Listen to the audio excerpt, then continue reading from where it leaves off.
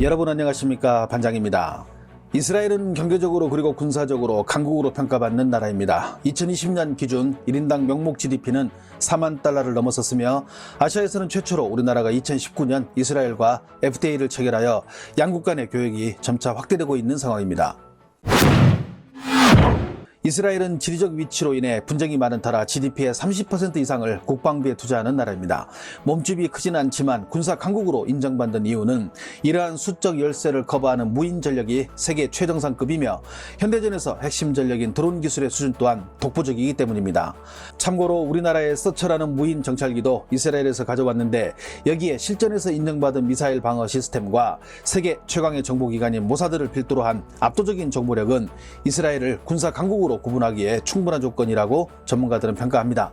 중국 언론은 2019년 이후부터 한국의 군사력과 지리적 위치로 인해 이스라엘과 비슷한 상황이라며 한두 번 언급한 적은 있었습니다. 하지만 작년부터 우리가 각종 무기의 국산화와 전략 무기들의 개발 및 무기 수출국 10위에 이름을 올리는 등 자주국방의 힘을 강화하자 이스라엘과의 비교는 점점 더 잦아졌습니다. 먼저 황구시보가 올해 3월 우리나라와 이스라엘이 국산 소형 무장 헬기에 이스라엘이 개발한 무인기를 탑재하는 유무인 복합 운영 체계를 위한 업무 협약을 체결했다고 보도하기 시작합니다.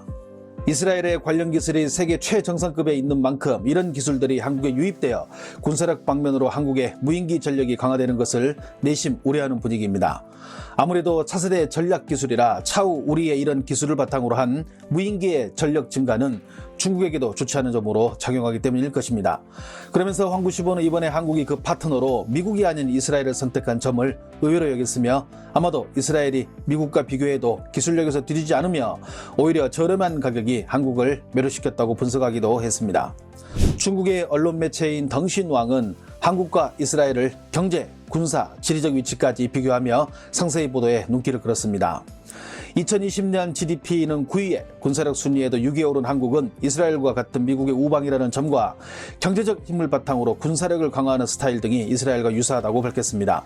여기에 양국 모두 의무 복무제를 추진하고 있다는 점과 한국의 드론 전략이 앞으로 미국과 이스라엘의 영향을 많이 받을 것으로 예상했습니다. 특히 이러한 경제적인 힘을 바탕으로 전투기, 함정, 미사일 등의 무기에서 여러 가지 모습들을 보여주며 강대국의 길을 걷고 있는 한국이 동방의 이스라엘이 되는데 조금도 이상할 것이 없다고 언급했습니다. 하지만 이스라엘이 인구나 경제 규모로는 한국에 비할 크기는 아니며 해당 지역에서 강한 포스를 보이고 있는 것은 사실이지만 이집트, 시리아, 레바논, 사우디 등의 주변국과 같이 있는 이스라엘과 동아시아 괴물방이라 불리는 곳에서 강대국들과 어깨를 맞대고 있는 한국과 직접 비교를 하기에는 부족한 면이 있다고 보도했습니다. 또한 과거 한국인들이 이스라엘과 비교되는 것을 좋아했다면 지금 한국의 위치에서 이스라엘과 비교당하면 일부 한국 사람들은 불쾌할지도 모른다고 언급하기도 했습니다. 그런데 덩신왕뿐 아니라 기타 대부분의 중국 언론들은 한결같이 한국이 처한 지리적 위치가 이스라엘보다 더 험지라는 점을 강조한다는 일관된 특징을 보여주고 있습니다. 이를 통해 은근히 자신들이 군사 강국이라는 것을 과시하기 위함이라고 봅니다. 관련 뉴스를 본 중국 네티즌들의 반응도 제각각입니다. 한국과 이스라엘 유사한 점이 많습니다. 모두 1948년에 건국되었으며 건국 후 얼마 안 돼 공격을 받은 점, 해당 지역에서 미국의 가장 중요한 동맹국이라는 점, 양국 모두 의무병 제도를 취하고 있는 점 등 비슷한 부분이 많습니다. 하지만 지정학적 위치로 한국도 이스라엘보다 결코 쉬운 자리에 있다고 보지 않습니다. 이스라엘이 잦은 분쟁으로 더 위험해 보이지만 한국은 위에 있는 북한 때문에 1년 내내 이스라엘보다 더 위험한 곳에 있다고 보는 것이 맞습니다. 양국을 비교하는 것은 여러모로 다른 점이 있어 어디서부터 시작해야 할지 모르겠지만 이스라엘을 한국과 비교하기에는 그 규모가 너무 작다고 생각합니다. 한국 입장에서는 이스라엘과 비교당하는 것 자체가 너무 자존심이 상할 것 같은데요. 물론 이스라엘이 실력은 강하지만 전체적으로 비교하기에는 좀 무리가 있다고 봅니다. 말이 되는 소리를 해야죠. 한국이 이스라엘보다 훨씬 더 강합니다. 한중일 3국이 서로 싸우고 있지만 같은 아시아 문화권이라 충분히 화해할 여지가 있습니다. 또한 한국은 러시아와도 특별히 나쁜 관계가 아닙니다. 이에 반해 이스라엘은 한국보다 더 생존 환경이 나쁘다고 볼 수 있습니다. 아라비아 문화와는 완전히 다르기 때문에 화해의 여지가 없습니다. 그러니 이스라엘의 운명 자체가 한국보다 더 비관적이라 봐야 합니다. 한국과 이스라엘은 비록 크기는 작지만 지난 세기 경제가 비약적으로 발전한 나라인데 주변에 불안한 환경과 밀접한 관계가 있는 공통점이 있습니다. 단결하지 않으면 괴롭힘을 당하고 경제적으로 잘 살지 못하면 당하기 때문에 그들은 신화를 썼고 기적을 만든 것입니다. 중국의 왕이 뉴스는 앞에서 비교한 부분 이외에도 양국의 국민성과 교육 분야를 언급하며 보는 각도를 달리했습니다. 이스라엘은 중동 국가에서 교육률이 가장 높은 국가인데 이는 한국과 흡사한 모습을 보여준다고 말했습니다. 요즘 한중 간의 코드 문제 때문인지 상당히 우호적인 보도 태도가 눈길을 끄는데요. 한국인이나 유대인이나 모두 근면하고 용감하고 착하며 지혜로운 점이 같다며 20세기 들어 비약적인 경제 발전을 이룬 한국이 자신의 위치를 공고히 다짐해 목소리를 내기 시작했고 이스라엘 또한 중동 전쟁을 거치면서 더 강력해졌다며 한국도 이스라엘도 서로를 모범으로 삼으며 배우려고 한다고 언급했습니다. 특히 이 매체는 중국 국방대학 교수의 말을 빌어 다음과 같이 보도했습니다. 군사력만 놓고 비교하면 일본과 터키, 이스라엘은 한국의 적수가 되지 않는다.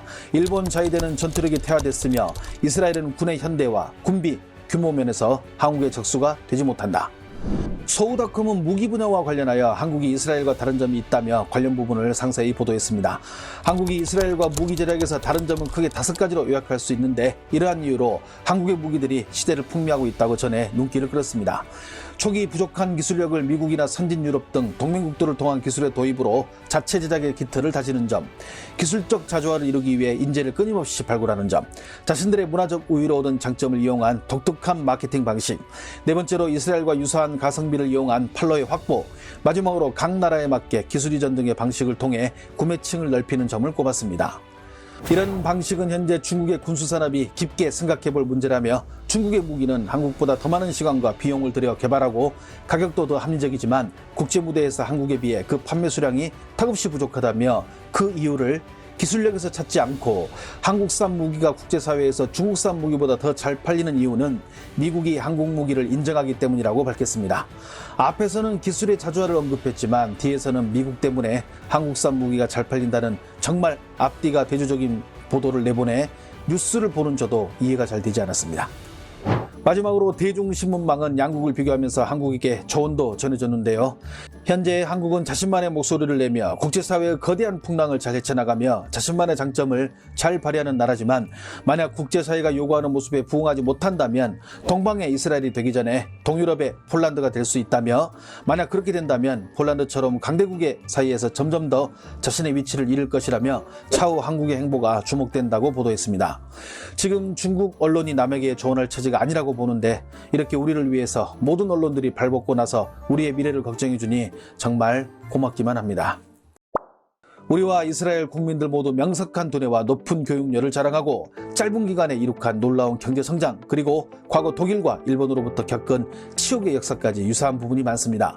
앞에서 말씀드린 양국의 무인기 사업을 필두로 앞으로 더 많은 경제적, 군사적 교류가 있었으면 하는 바람입니다. 시청해주셔서 감사합니다. 행복한 하루 보내시길 바랍니다.